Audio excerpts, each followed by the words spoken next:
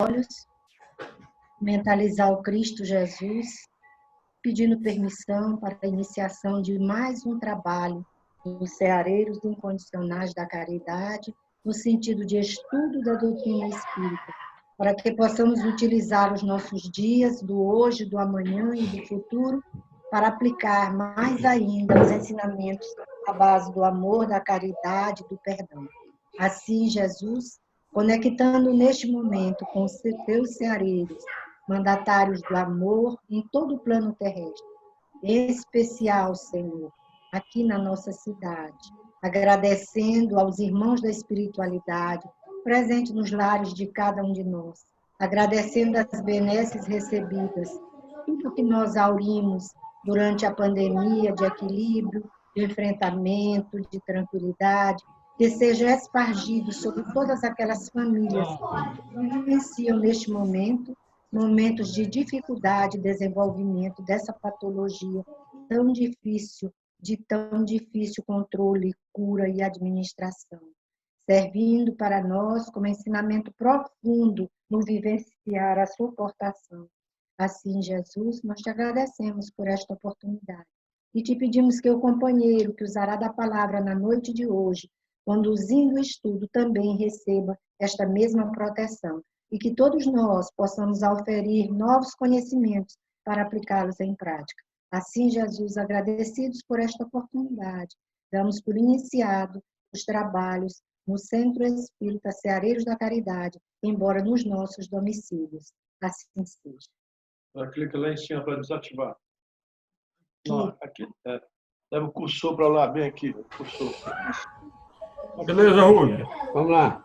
Bem, companheiros, boa noite. Nós vamos reiniciar o estudo de hoje e começar a parte terceira que nos fala das leis morais. Então, nós temos aqui 11 leis que nós vamos estudar a partir de agora, né? E as questões relativas a elas são essas aqui que nós estamos olhando. Primeiro, nós vamos estudar caracteres da lei moral. Questão 614. O que se deve entender por lei natural? Resposta. A lei natural é a lei de Deus. É a única verdadeira para a felicidade do homem. Indica-lhe o que deve fazer ou deixar de fazer. E ele só é infeliz quando dela se afasta. Muito bem. Aqui a gente percebe que a única lei verdadeira é a divina. E nós sabemos que existem duas, né? É a lei divina e a lei humana. A lei humana, a lei divina, aliás, a lei divina, ela é imutável, né? Perfeita. E a lei humana, ela vai se aperfeiçoando à medida que o tempo vai passando, porque os homens começam a perceber algumas falhas nelas e vão aperfeiçoando-as, para que a gente possa, na verdade, né, ser protegido cada vez mais por elas, principalmente pela lei divina. Mais alguém? 615. É eterna a lei de Deus? Resposta. Eterna e imutável como o próprio Deus. Então, tudo que Deus faz, né, é eterno. Né? Tudo que Deus faz é eterno e a gente está só recebendo as instruções dos Espíritos aqui com relação à questão. 616. Será possível que o Deus, em certa época, haja prescrito aos homens o que noutra época lhes proibiu? Resposta. Deus não se engana. Os homens é que são obrigados a modificar suas leis por imperfeitas. As de Deus, essas são perfeitas. A harmonia que reina no universo material, como no universo moral, se funda em leis estabelecidas por Deus desde toda a eternidade. Então, como suas leis, Deus é sempre o mesmo desde o início, né? Desde que a gente tem consciência da divindade, consciente ou inconscientemente, Deus é perfeito e suas leis são perfeitas. E desde lá, Deus é perfeito e continua perfeito até hoje, juntamente com as suas leis. 617. As leis divinas, que é o que compreende no seu âmbito, concernem alguma outra coisa que não somente ao procedimento moral? Resposta.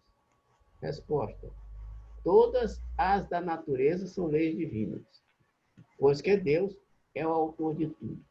O sábio estuda as leis da matéria, o homem de bem estuda e pratica as da alma.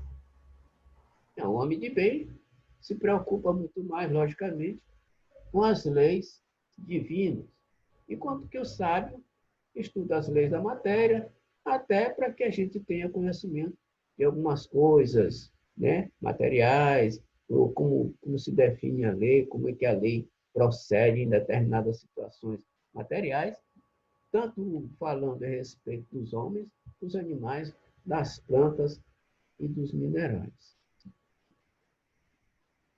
Dado é ao homem aprofundar umas e outras? Respostas. Mas uma única existência não lhe basta para isso. Como é muita coisa, logicamente, como é muita coisa, a gente não pode assimilar tudo de uma vez, né?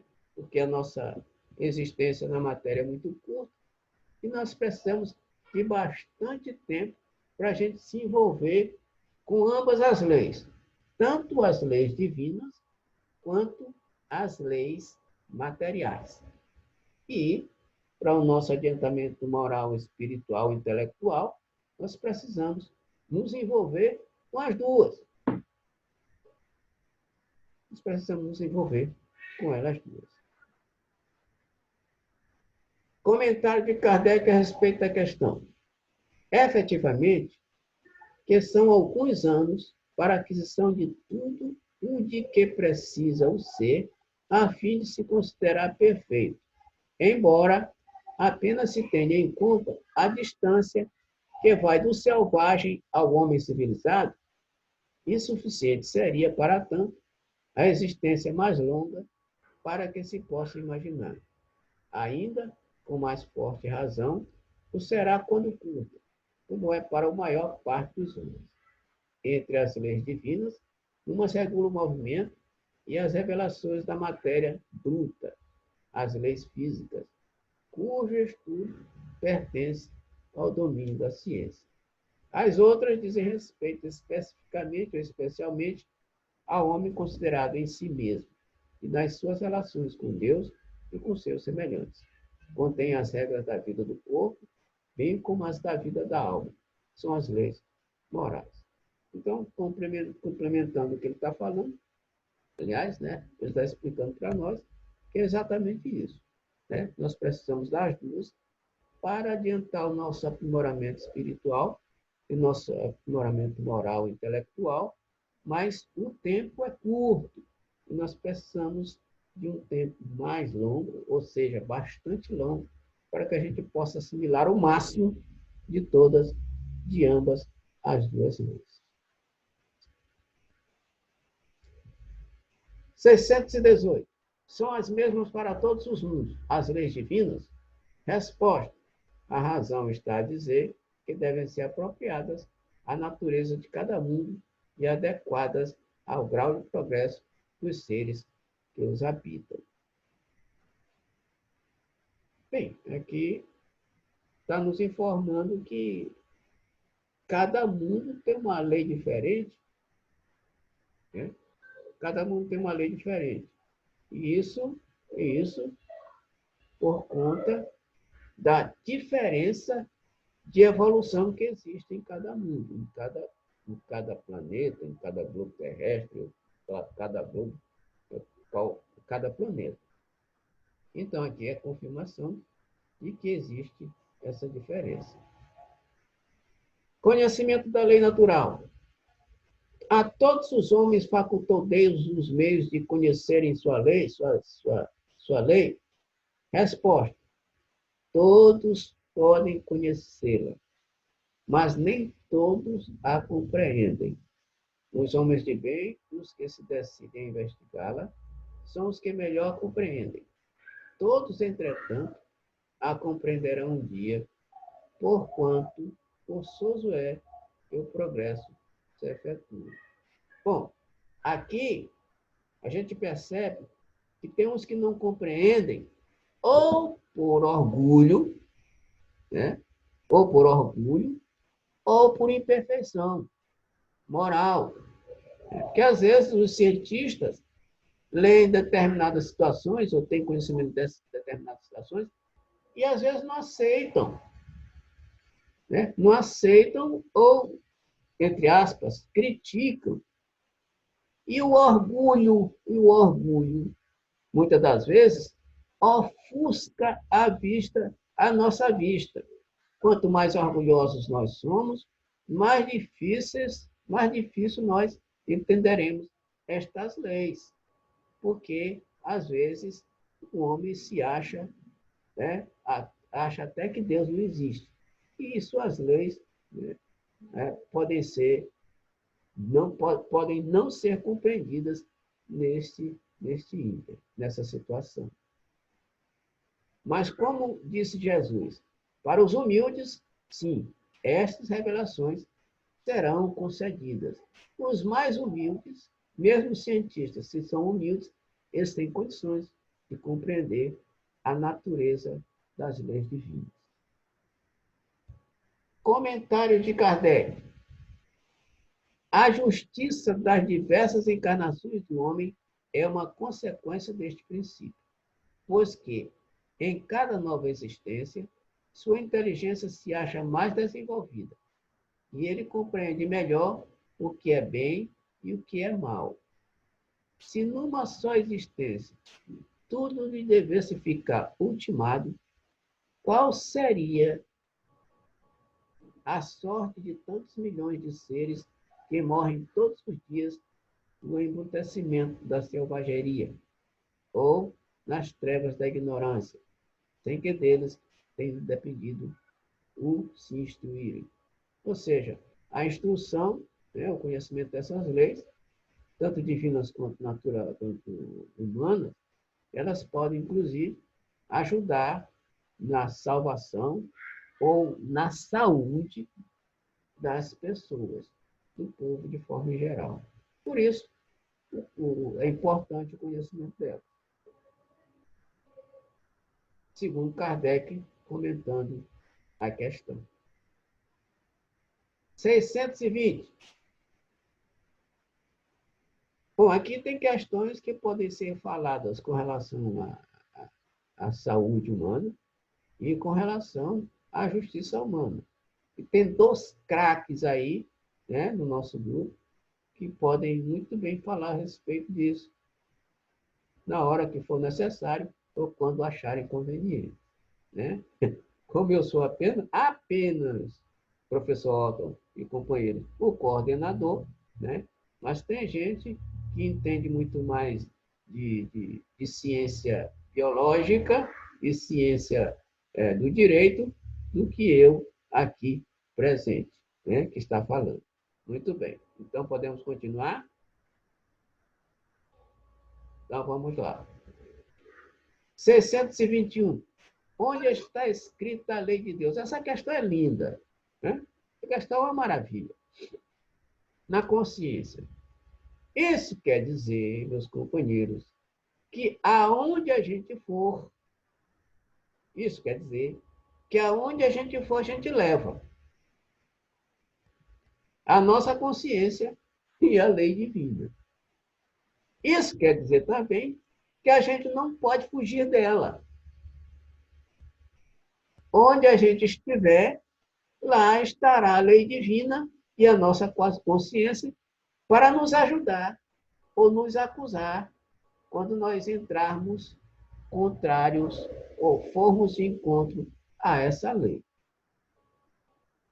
Não escapamos, não podemos escapar de jeito nenhum. Está escrita lá, se está escrita lá, a gente não pode se desligar dela. 621A. Visto que o homem traz em sua consciência a lei de Deus, que necessidade havia de lhe ser revelada? Resposta. Ele a esquecera e desprezara. Diz então Deus que fosse lembrada. Muito bem. Então a gente faz de conta algumas vezes, por nossa própria imperfeição, a gente faz de conta algumas vezes que a lei não está nem aí perto da gente, que não está na nossa consciência. A gente ignora esta parte. A gente ignora que essa lei divina está na nossa consciência e a gente age de livre-arbítrio contra essa lei. Mas aí, agindo de forma contrária à lei, nós vamos ter que ajustar esses comportamentos negativos que nós tivemos por conta desta lei que está em nós.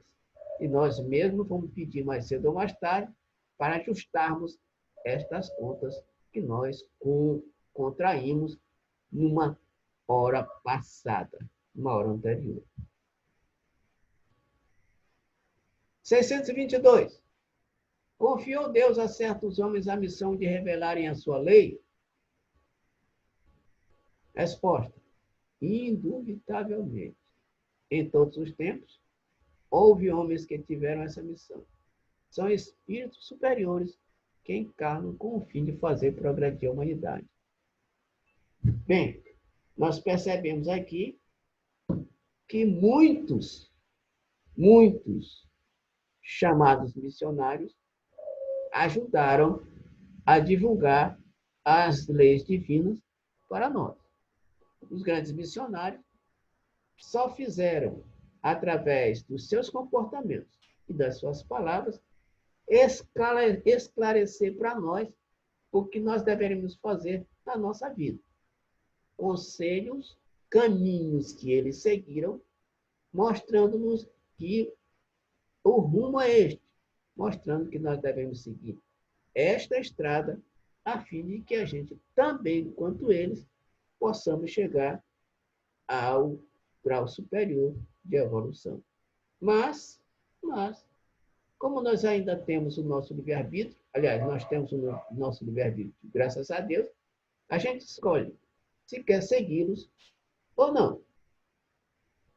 Livre-arbítrio. 623.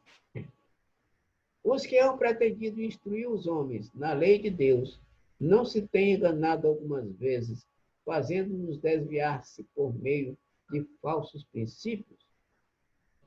Resposta. Certamente hão dado causa a que os homens se transviassem aqueles que não eram inspirados por Deus e que, por ambição, tomaram sobre si um encargo que lhes não fora cometido. Todavia, como eram, afinal, homens de gênio, mesmo entre os erros, que ensinaram grandes verdades, muitas vezes sem conta. Muito bem. É que algumas vezes, é aquela história. Apesar de missionários, ainda tem alguns requisitos e imperfeições e lançam algumas sementes negativas no seio da população e estas podem ser assimiladas negativamente e ser prejudicadas aquelas pessoas que seguem ou que semeiam também essas sementes. Mas, como a gente acabou de ler, a lei divina está na nossa consciência, os missionários que erraram em alguns pontos nas suas divulgações, mais cedo ou mais tarde, eles precisarão entrar em contato com a lei divina, com a consciência, e resgatar aquilo que semeou de forma negativa. é a lei do progresso.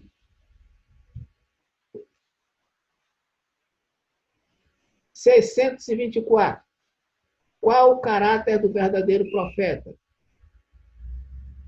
Resposta. O verdadeiro profeta é um homem de bem, inspirado por Deus. Podeis reconhecê-lo pelas suas palavras e pelos seus atos. Impossível é que Deus se sirva da boca do mentiroso para ensinar a verdade. É lógico. O camarada que está inspirado por bons espíritos, ele não pode falar algo que não seja de acordo com a lei divina. Portanto, precisamos entender que estes missionários são verdadeiros profetas. E as características deles estão transmitidas na resposta aqui para nós. Comentários.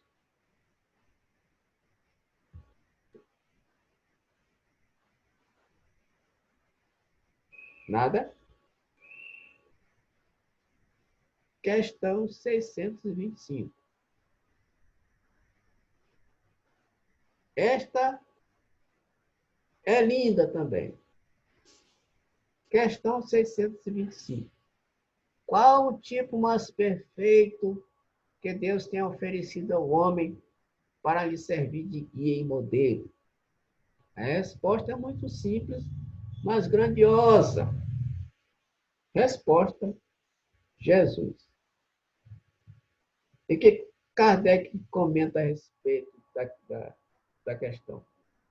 Para o homem, Jesus constitui o tipo da perfeição moral a que a humanidade pode aspirar na Terra. Deus nos oferece como o mais perfeito modelo e a doutrina que ensinou é a expressão mais pura da lei do Senhor, porque, sendo ele o mais puro de quantos têm aparecido na Terra, o Espírito Divino o animava. Bem, aqui a gente já conhece, né? Jesus. A gente sabe que os ensinamentos dele foram formidáveis para o nosso adiantamento. Ele mesmo dizia: eu sou o caminho, eu sou a verdade, eu sou a vida. Ninguém vai ao Pai a não ser por mim. Quer dizer que Jesus nos diz que precisamos seguir as suas pegadas, os seus ensinamentos, porque senão nós não chegaremos lá. E conhecimento, pelo menos nós temos uma certa um bocado desses ensinamentos, grandiosos ensinamentos, basta que a gente siga. E seguindo, nós estaremos caminhando na sua jornada.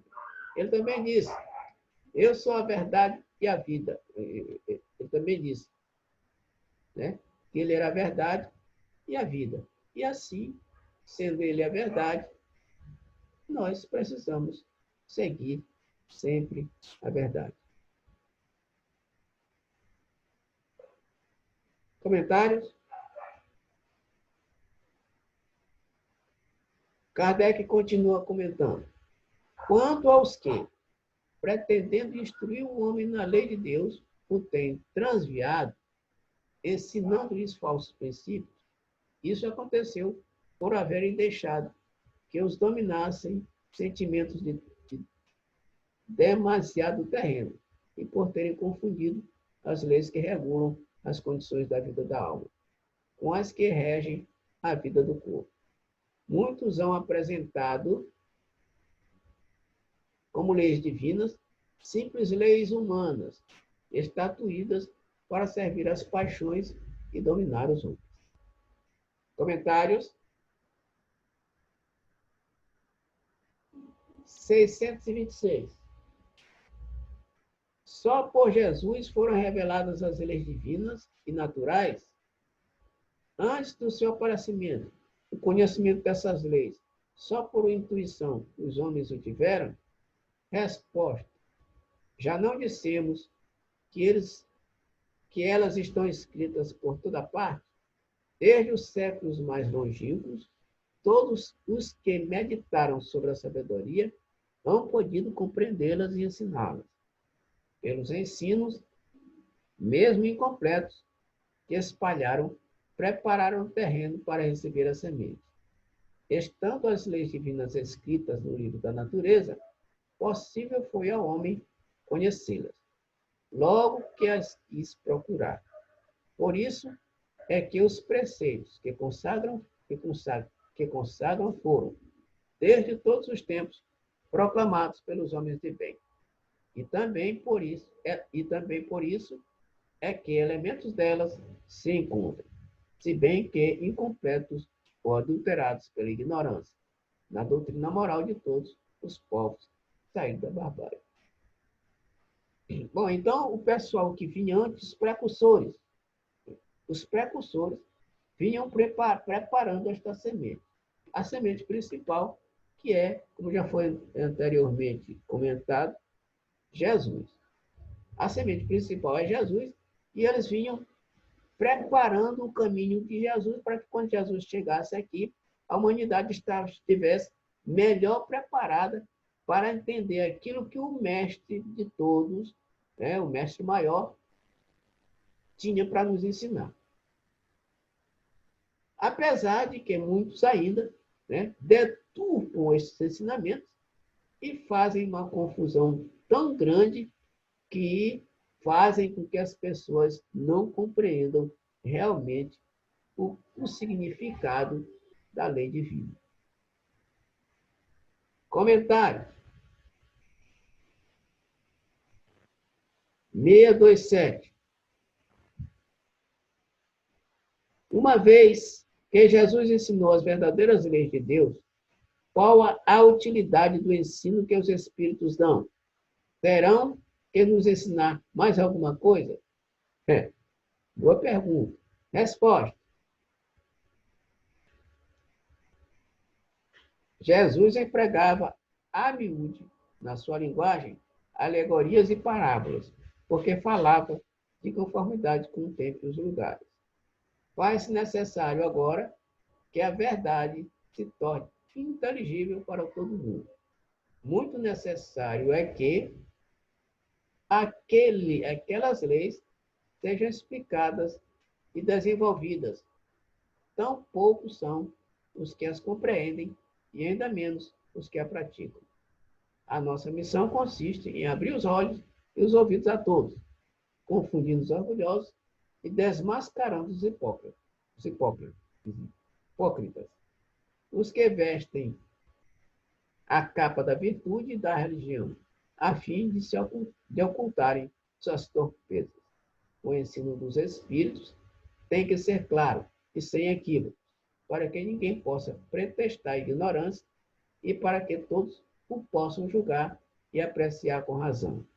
Estamos incumbidos de preparar o reino do bem que Jesus anunciou. Daí a necessidade de que a ninguém seja possível interpretar a lei de Deus ao sabor de suas paixões, nem falsear o sentido de uma lei toda de amor e caridade. Ele está dizendo que Jesus, na época, veio falar, e a maioria dos ensinamentos de Jesus foi entre parábolas, em torno de parábolas. E aí, em sentido alegórico, justamente por conta da condição de entendimento do povo daquela época. E a doutrina espírita, ela vem apenas simplificar esse ensinamento de forma mais clara para um melhor entendimento e para que confunda, né, a cabeça dos orgulhosos com relação aos seus ensinamentos. Então, é esse o objetivo do ensinamento dos Espíritos. Que entenda melhor os ensinamentos de Jesus. Foi o próprio Emmanuel que diz o seguinte: Jesus é a porta e Kardec é a chave. A chave para quê? Para abrir essa porta do entendimento dos ensinamentos de Jesus.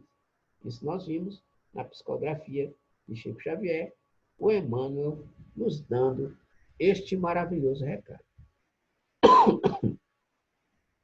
Comentários?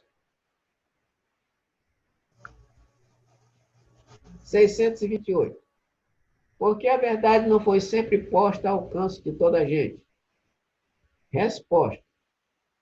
Importa que cada coisa venha a seu tempo. A verdade é como a luz. O homem precisa habituar-se a ela. Pouco a pouco, pouco a pouco. Do contrário, fica deslumbrado. Resposta. Aliás, isso aí continuando a resposta. Jamais permitiu Deus que o homem recebesse comunicações tão complexas e instrutivas como as que hoje lhe são dadas.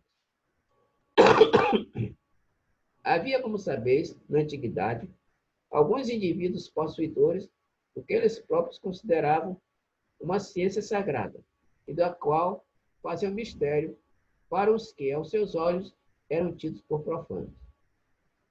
Pelo que conheceis das leis que regem esses fenômenos, deveis compreender que esses indivíduos apenas recebiam algumas verdades esparsas, dentro de um conjunto equívoco e, na maioria dos casos, emblemático.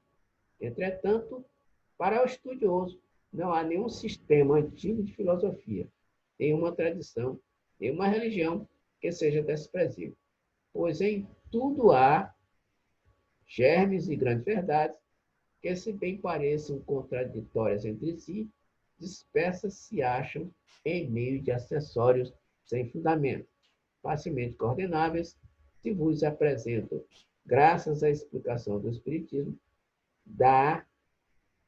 de uma imensidade de coisas que até agora se vos afiguram sem razão alguma, e cuja realidade está hoje irrecusavelmente demonstrada. Não desprezei, portanto, os objetos de estudo que esses materiais oferecem. Ricos, eles são de tais objetos e podem contribuir, geralmente, para a vossa instrução. Ele está dizendo aqui que...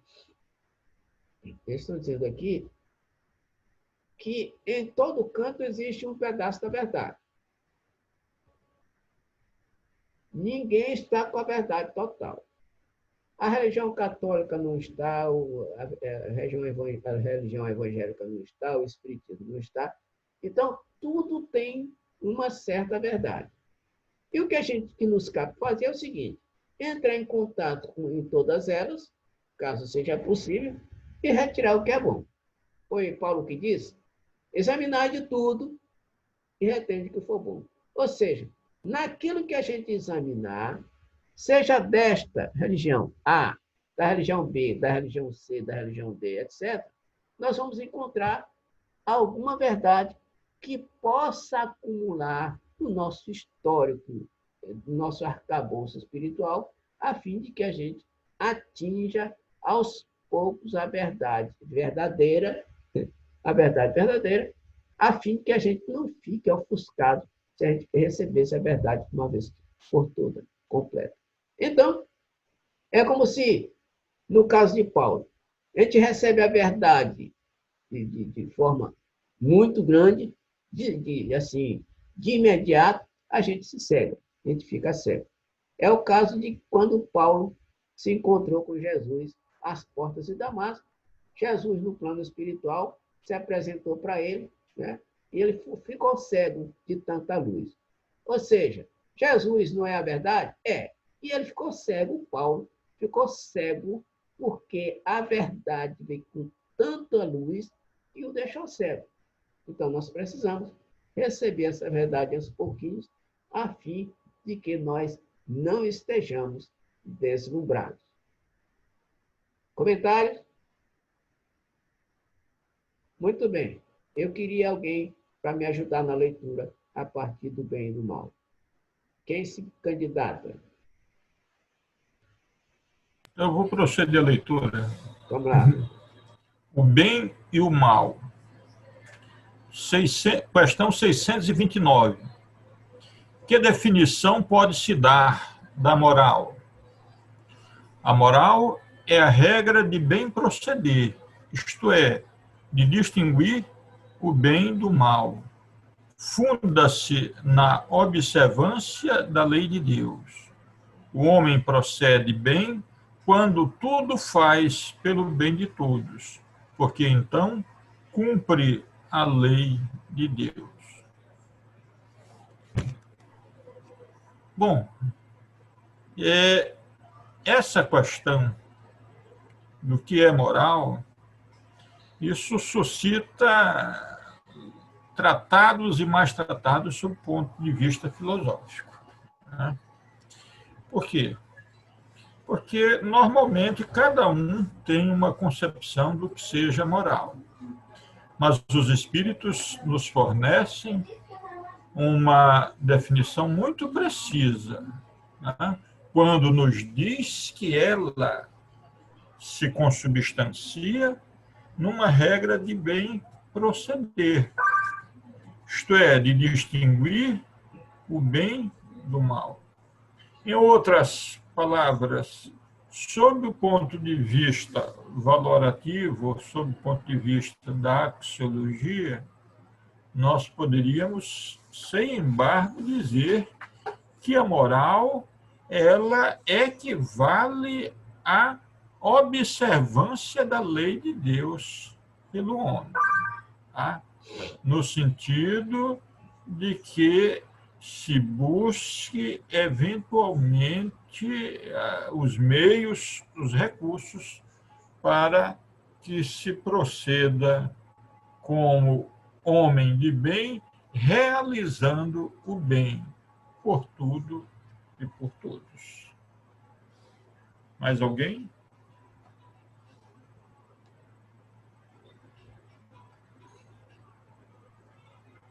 Ninguém mais? Então vamos para questão 630. Como se pode distinguir o bem do mal? O bem é tudo que é conforme a lei de Deus. O mal, tudo o que lhe é contrário.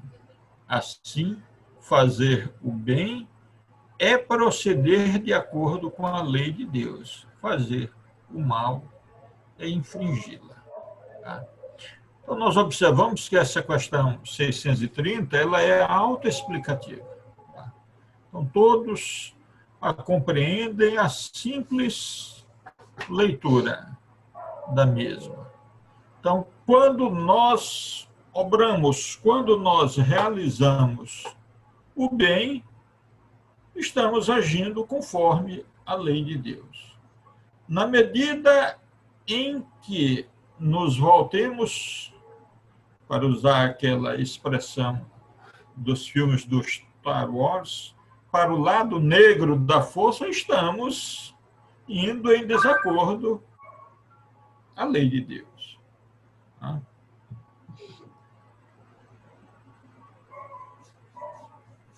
Como é que o homem avalia isso? Já foi visto anteriormente pelo companheiro Rubem. Através do selo divino colocado em cada um de nós, que é a nossa consciência. É ela que nos diz se estamos agindo de maneira adequada ou se estamos agindo de maneira equivocada. Né? Ok? Então, meus estimados amigos, isso é tão relevante que independe até de cultura formal, na medida em que um homem analfabeto pode perfeitamente estar de acordo com a lei divina na medida em que pratica o bem, ao passo que um homem letrado, culto, um cientista, por exemplo, extremamente materialista, pode estar em desacordo com essa mesma lei. Tá? Então, independe dos chamados saberes formais. Ok? Porque justamente pelo fato de ser essa centelha divina, ou como disse, esse selo divino incerto em cada consciência. Eu quero abrir aqui um espaço para dar uma boa noite ao nosso estimado colega Adriano, do grupo CELCA, né? Que é o Centro Espírita Luz, Caridade e Amor, que participa conosco hoje pela primeira vez desse nosso estudo. Mais alguém?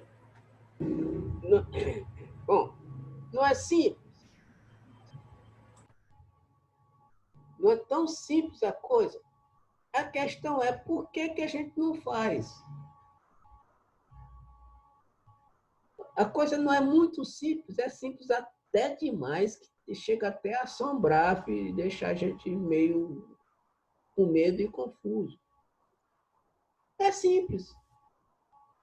Mas por que a gente não consegue fazer isso?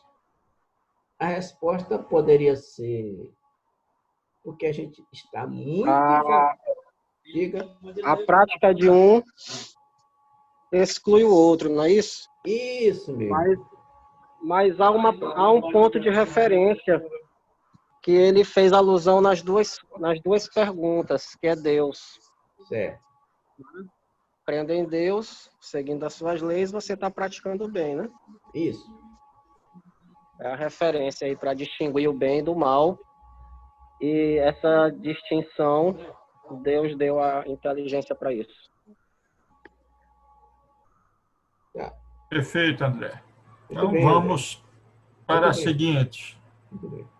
632. Estando sujeito ao erro, não pode o homem enganar-se... Edilson, 631. 631? É. Ah, tá, ok. Tá. Questão 631. Tem meios o homem de distinguir por si mesmo o que é bem do que é mal? Sim, quando crer em Deus e o quer saber. Deus lhe deu a inteligência para distinguir um do outro. Terminou de ser dito aí pelo nosso querido André Luiz, né? E é aquilo que já foi referenciado anteriormente. A cada um de nós, Deus deu essa partícula divina que é a consciência. A consciência que nos faz perceber, pela nossa ação, pelo nosso modo de agir, se estamos agindo no bem ou se estamos agindo no mal, conforme aquilo que seja a nossa orientação, o nosso procedimento. Mas a resposta é muito simples. Sim, quando se crê em Deus e quando se quer saber, porque, como disse anteriormente também o nosso colega Rubens, há momentos em que, apesar de nós termos, cada um de nós, essa centelha divina, essa consciência, nós ou a desconsideramos ou simplesmente fazemos com que ela fique obnubilada, esquecida, né? E isso de maneira até proposital. Ok? Mais alguém? E olha só, uma coisa interessante também. Deus deu a inteligência para nós para a gente ter a condição de distinguir um do outro. Todo mundo é inteligente? É. E quando a gente age de encontro a essas leis, nós não estamos sendo inteligentes. Não é verdade? Ora, se está bem aqui na nossa cara o código de comportamento, que a gente tem que fazer assim, e a gente sabe distinguir o que é certo e o que é errado. Por que a gente não faz? É porque a gente não age com inteligência em determinadas situações da nossa vida. Então, aí, nós estamos dando atestado de que nós não somos inteligentes à medida em que a gente vai de encontro a essa lei, que, na verdade, é o nosso caminho verdadeiro. Continua, Dilson.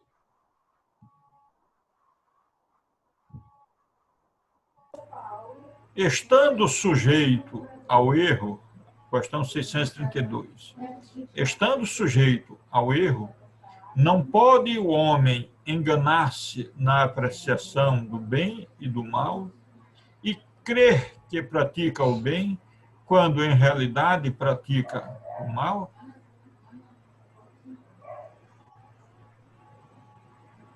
Resposta: Jesus disse: vede o que quereríeis que vos fizessem, ou não vos fizessem. Tudo resume nisso: não vos enganeis. Então, essa questão ela é importante, porque há muitos que buscam justificativa para determinados procedimentos, tipo, eu fiz isto, mas não era minha intenção ou coisa parecida. Ora, é preciso que nós tenhamos bastante clareza que Deus colocou em cada um de nós um farol de orientação. Esse farol de orientação é exatamente a nossa consciência. Nos deu um instrumento fundamental para a compreensão dessa consciência, que é justamente, como dito anteriormente pelo nosso irmão, a inteligência. Então, se nós não somos alienados, se nós não temos nenhuma dificuldade mental no sentido de termos algum bloqueio ou alguma situação de não compreensão, com certeza nós temos perfeitas condições de discernir o que é bom e o que é mal. E Jesus nos coloca isso de forma muito clara, que o que não é bom para mim, não é bom para o meu próximo. E aquilo que eventualmente eu considero que seja razoável, que seja bom para mim, isso é o que eu devo me propor a fazer pelo irmão.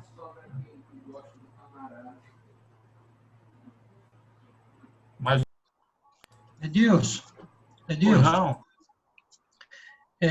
eu estou imaginando uma situação em que a gente pode facilmente não fazer aquilo que você estava dizendo que deveria ser feito. Tá? E eu imagino que essa probabilidade ocorre, tá? Quando a gente não pensa e age de uma forma instintiva, ou pelo menos não pensa o quanto deveria ter pensado, e age de uma forma impulsiva, mesmo instintiva, tá? Aumentando assim a probabilidade de erro. Então, o convite para que a gente se policie no sentido de não agirmos, né? Como no íntimo nós gostaríamos de... e não deixar de fazer como no íntimo nós achamos que é o certo. Tá? Eu fui claro? Ô, Valber, desculpa interromper, mas é Edilson que... Pode falar, Edilson. Pode dizer. Fica à vontade, Rubem. Tá. Ô, Valber, o problema, sabe o que é? É que nós, seres humanos, temos dificuldades em se colocar no lugar do outro.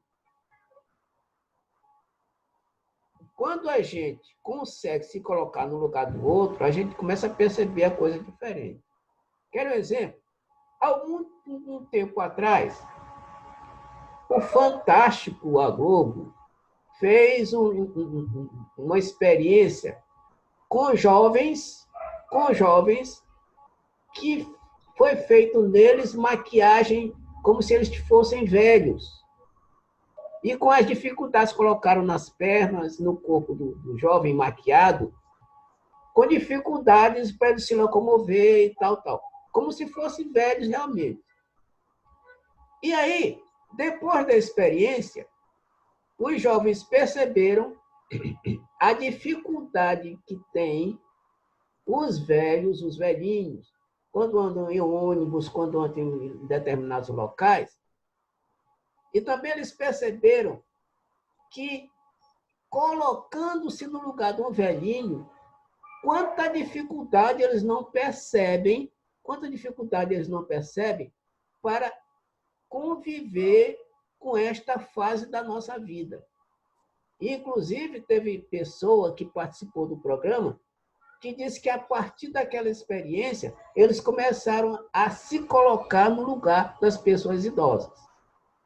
Aí é que a gente vai aprender que, quando a gente faz alguma coisa para o outro, a repercussão que aquilo que a gente fez para o outro pode ser positiva ou negativa.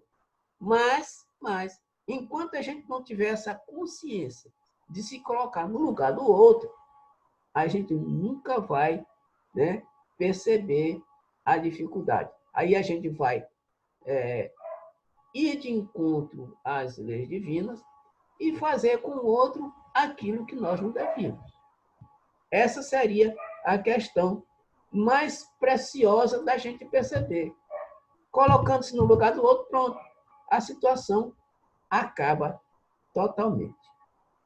Não sei se respondi a sua questão, não sei se perfeitamente, Rubens, perfeitamente. E apenas para complementar essa sua colocação, esse seu entendimento, eu me recordei aqui de uma passagem de Miramês, que ele diz o seguinte: olha, na verdade, embora Jesus tenha recomendado que fizéssemos isso ao nosso próximo, nós temos que compreender que estamos fazendo a nós mesmos. E ele diz que, na verdade, o próximo não é senão a extensão de nós mesmos, né?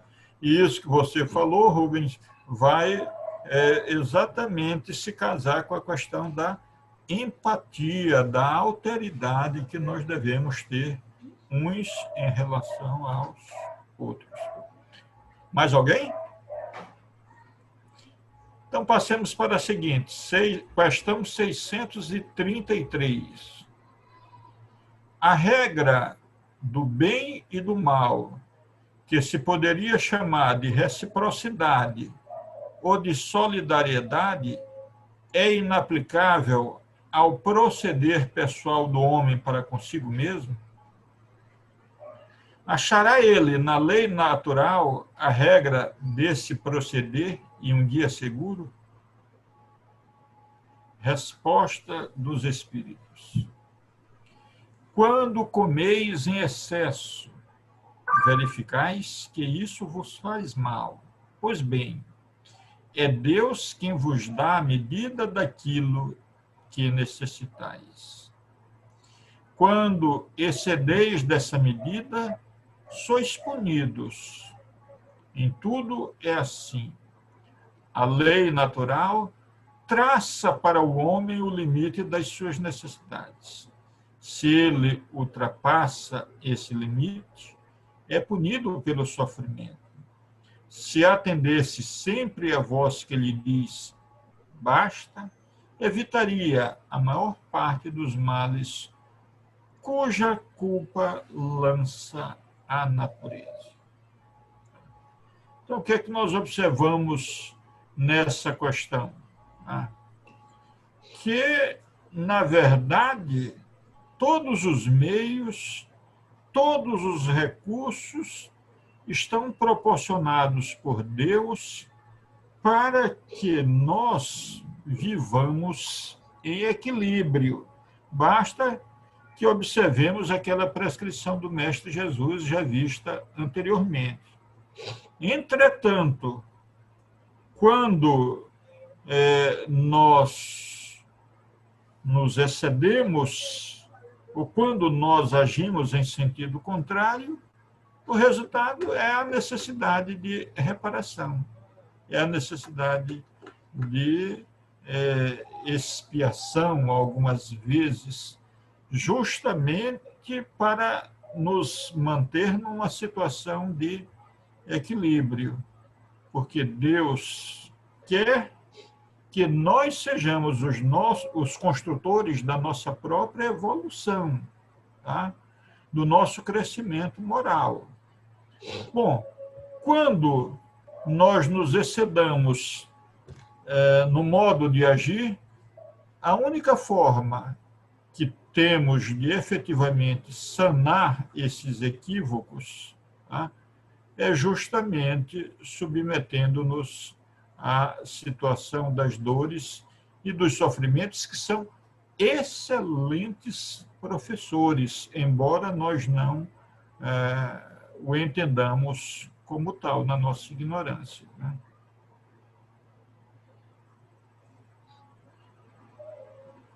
Mais alguém para complementar?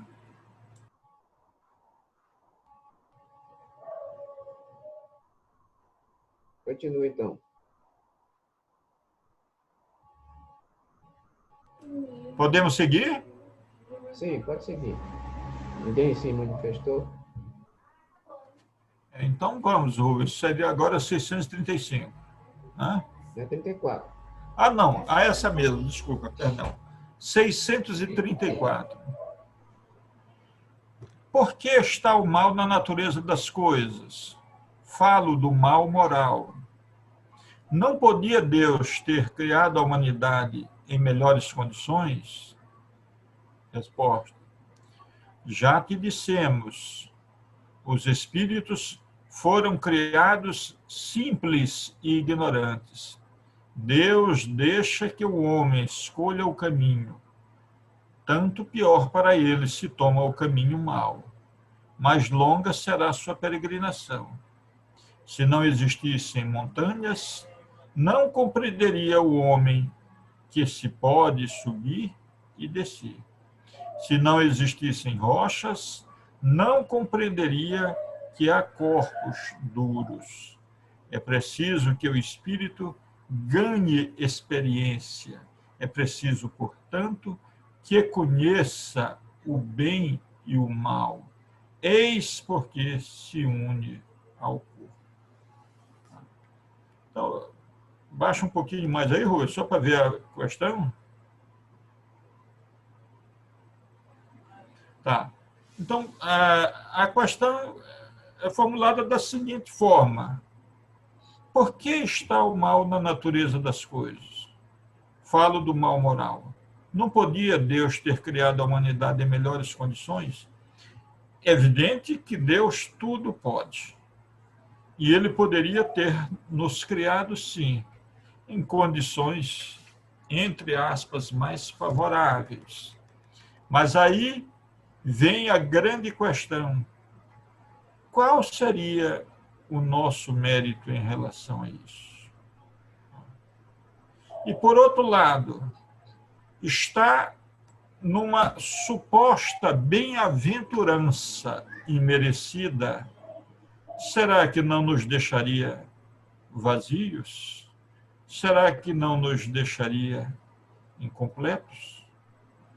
Deus, então, na sua sabedoria infinita e na sua misericórdia, nos cria todos, simples e ignorantes, para que nós possamos sair traçando os caminhos da nossa própria evolução. Como o oleiro que pega o barro puro e, após promover a devida mistura, após fazer a argamassa, constrói a escultura, constrói os vasos, constrói, em suma, os objetos de arte a partir daí.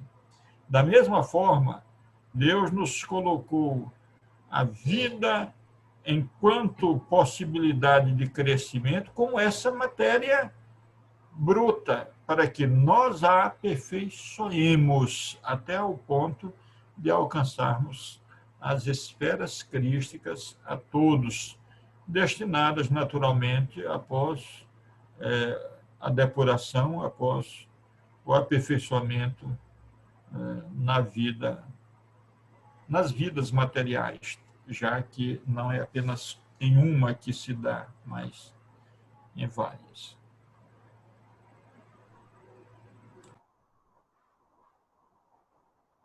Mais alguém para complementar?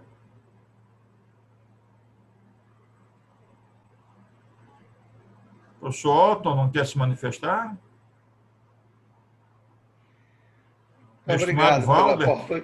Muito obrigado pela oportunidade. Deixa eu pensar aqui um pouco conosco, né? Nesse relacionamento espírito, corpo e moral, a dificuldade que eu tenho de entender é se nesse relacionamento espírito-corpo com relação à moral,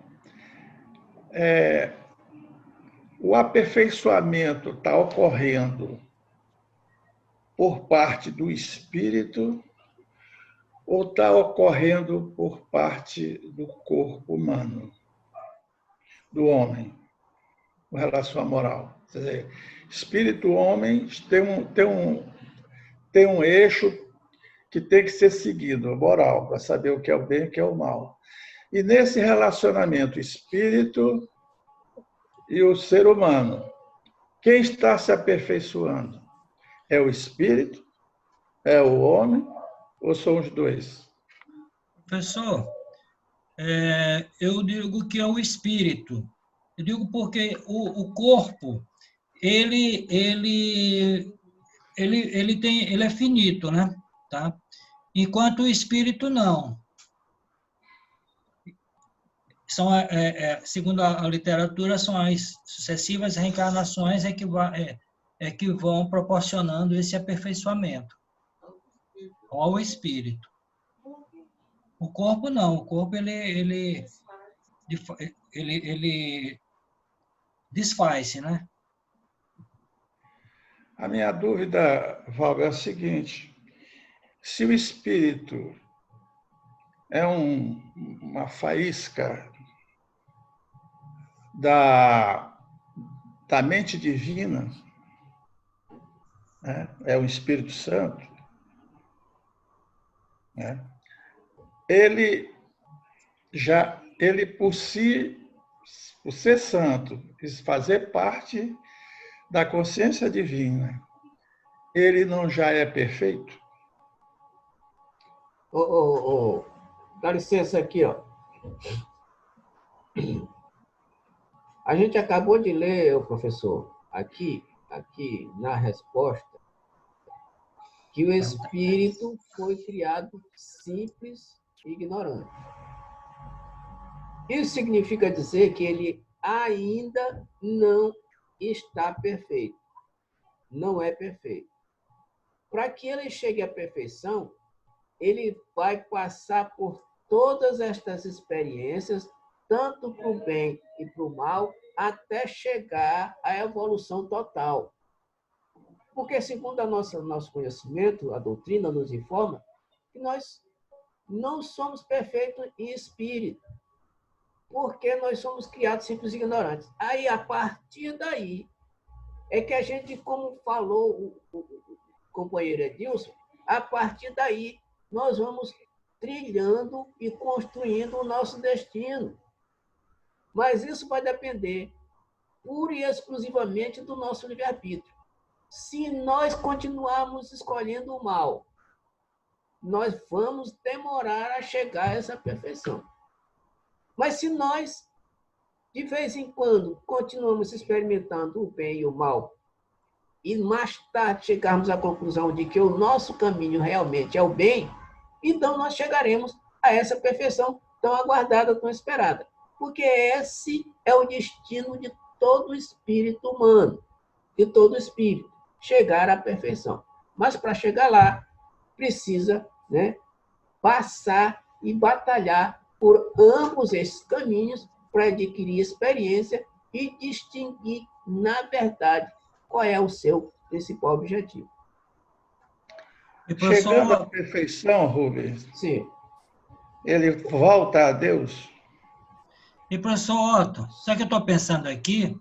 Que, assim sendo, tá? De uma forma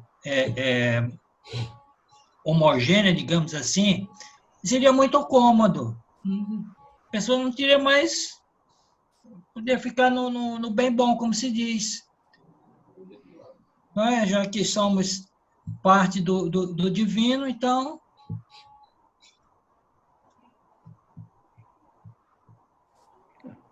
Eu quero saber, viu, Valber e Rubem? Sim. Deixa eu repetir essa pergunta. Pergunte. Se nós estamos buscando o aperfeiçoamento, depois nós vamos chegar no melhor crescimento em termos de moral, vamos saber tudo que é bondade, né? E chegamos, vamos retornar ao paraíso, ou seja, nós vamos retornar à energia de Deus. Nós estamos cumprindo um curto-circuito, ou seja, nós saímos para aperfeiçoar e voltamos para Deus, é isso? Deixa eu só... Sim. Deixa eu... Vai falar, Valber? Pode falar, Rubem, pode falar. Tá. Então, vamos só relembrar aqui uma passagem maravilhosa do Novo Testamento, né? Em que Jesus contou a parábola do bom samaritano. Todo mundo já ouviu essa parábola. Qual é o significado desta parábola? O camarada, né, resolveu trilhar o caminho do mal. Passou por lá, saiu do convívio com seu pai, saiu do convívio do seu pai e foi buscar outros caminhos. O que foi que aconteceu com ele? Nesses outros caminhos, ele encontrou o sofrimento de toda sorte. Ou seja, ao invés de ele ficar lá com o pai, ele escolheu outro caminho.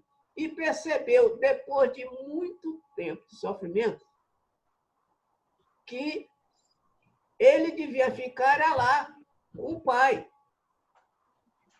Então, ele aprendeu que escolher o caminho do mal ou escolher o caminho mau não era uma boa para ele. E ele resolve fazer o quê? Resolve voltar ao convívio do pai.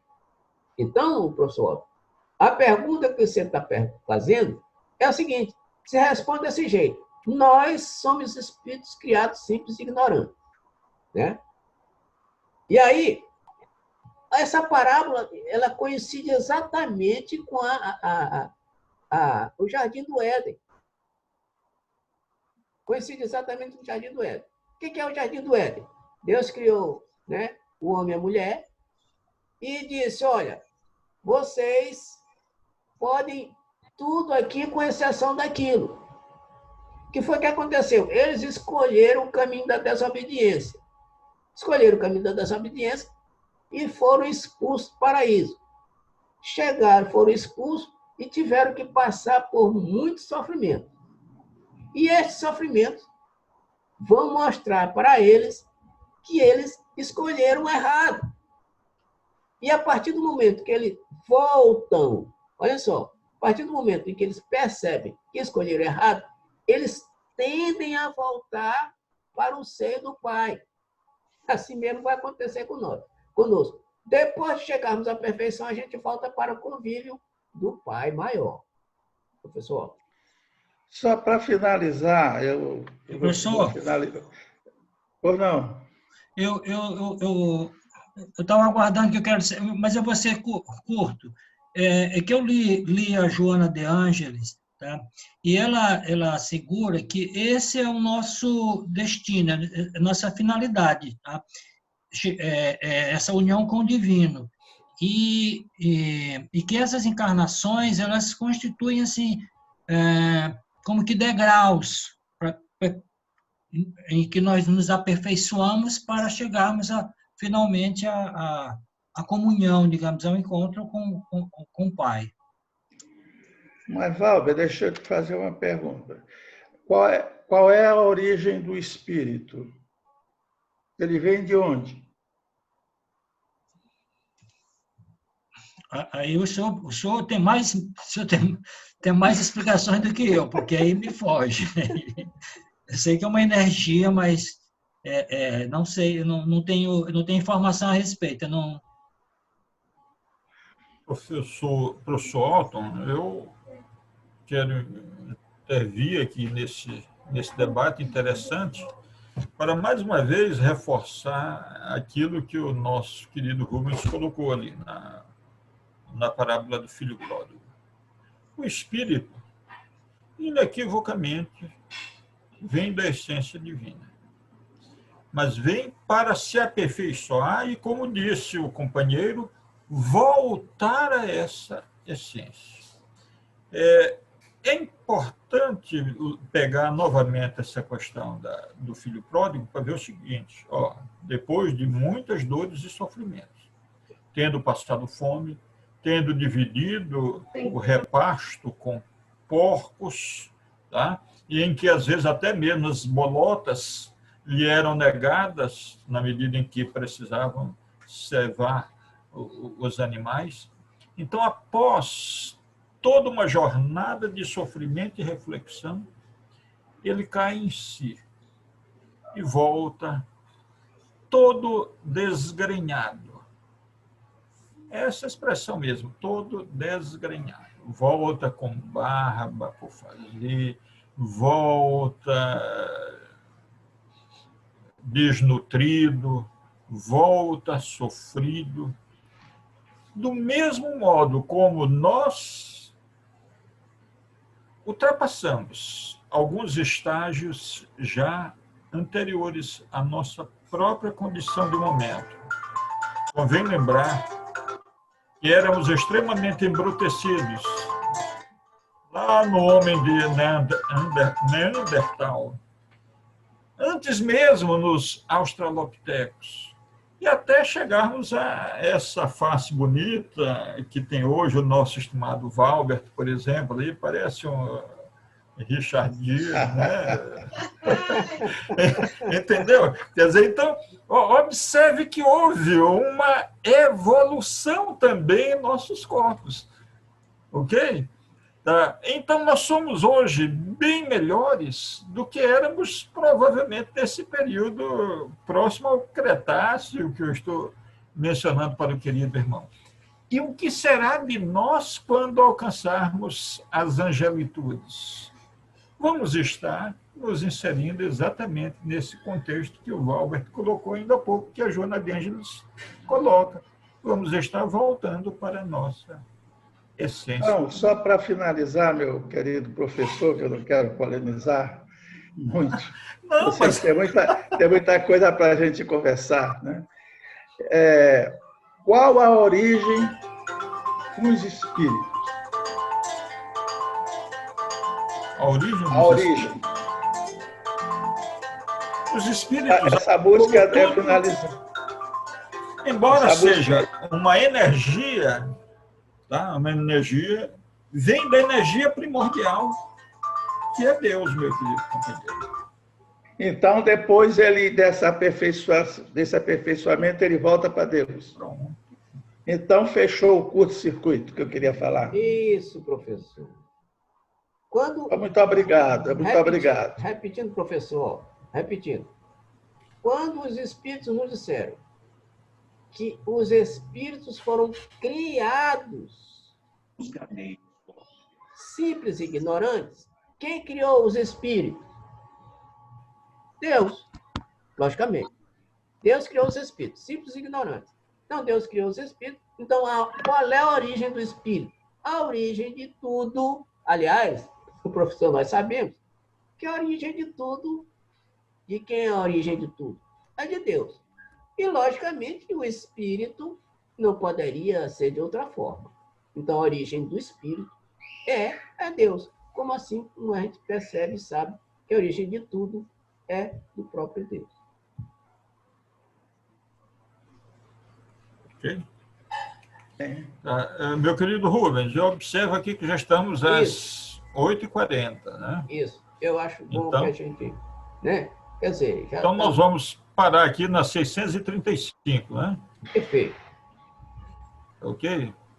Ok. Então, vamos pedir ao nosso estimado Valbert, né, que nos conduza na nossa prece de encerramento.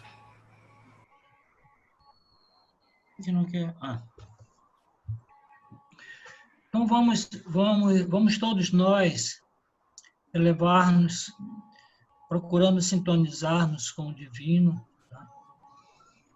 Agradecendo principalmente por esse momento, pelo convívio com essas pessoas que nós tanto gostamos e por tantas outras dádivas que eles têm nos proporcionado, principalmente nesse período de pandemia. E renovar o nosso compromisso e colocarmos em prática todos os conhecimentos aqui adquiridos. Muito obrigado, Senhor, e que teu nome seja louvado, hoje, agora e sempre. Obrigado. Assim seja. Assim seja. Que seja. Rubens, Diga, meu irmão. Meu camarada, você pode fazer a palestra no sábado para gente? Rapaz, eu já tô indicado desde a quarta-feira. Desde o sábado passado. Desde o sábado. Tá, certo. Então, beleza, tudo certo. Eu só gostaria de fazer um... Eu posso dar uma sugestão? Como é que o professor Otton está no sábado? Porque esse assunto que ele levantou, tá? Eu penso que ele é que tem mais, assim, conhecimento de causa. Talvez ele pudesse nos esclarecer. O que o senhor diz, professor Otton? Não, vamos fazer o seguinte. Tem 2 programações já pré-estabelecidas. Nós não vamos furar a fila. Depois do professor Rubem, nós temos a doutora Elizabeth, que ela vai fazer online, né? Nós ficamos de arrumar e gravar do YouTube e fazer funcionar, dar entrada nas nossas reuniões. Agora, depois disso, aí a gente pode conversar a respeito. Agora, independente disso, Valber, na área de conversação também, a gente pode aproveitar. Só que realmente é muito interessante isso. Você saber a origem dos espíritos, se ele é divino, né? Então ele não precisa de aperfeiçoamento. Ele tem alguma proposta aqui na Terra e nos outros planetas paralelos, tem alguma proposta porque ele realiza trabalhos que fazem a evolução intelectual, espiritual das energias que estão coaguladas, como a luz coagulada na construção do corpo, né, humano. E aí a gente depois pode conversar sobre isso. Eu tenho muita curiosidade. Eu posso fazer um comentário sobre esse tema que o professor Otto levantou aí, a criação dos espíritos? Eu recomendaria aos nossos queridos irmãos que fizéssemos uma inserção em outras filosofias. Por quê? A teosofia ela tem uma explicação muito legal a respeito desse desdobramento dessas energias e que chegam até a nossa realidade na terceira dimensão. É muito legal porque a gente vai compreender bastante esse aspecto da criação, né?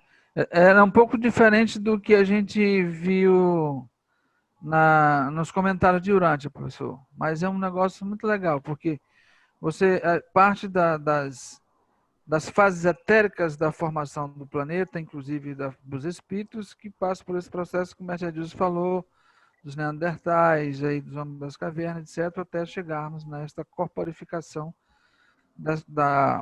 que nós temos hoje com essa dupla hélice do DNA. E que futuramente o nosso corpo terão 4 hélices de DNA, ou seja, estará muito mais perfeito, muito mais complexo, isso. E aí a gente vai estar imune a várias enfermidades que temos hoje. Mas eu gostaria que vocês pudessem pesquisar um pouquinho isso na teosofia, que vai ser muito legal. Eu estou me debruçando, digamos assim, eu estou estudando outros temas sobre a consciência, tá? Que é com o intuito de um dia apresentar para vocês, mas eu ainda tenho limitações aí de natureza tecnológica, mas eu estou trabalhando nesse sentido, para superar isso e para passar para vocês, mas em outra abordagem. Eu gostaria de me manifestar acerca da data da possível palestra. Eu queria ver aí com vocês quem está fazendo a escala, porque dia 5, que é véspera de 7 de setembro, eu devo estar viajando. Eu vou estar aqui dia 12, eu não sei se já tem alguém nesse dia. Seria nesse dia, professor, eu disporia desse dia 12. Eu gostaria de estar aqui em São Luís na data. Não sei como é que está a escala aí de vocês.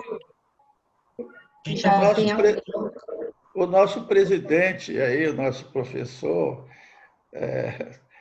organiza, né? Professor Edilson, doutor Edilson. Nosso querido Raimundo é que é o responsável por essa organização, minha querida doutora Bernadette.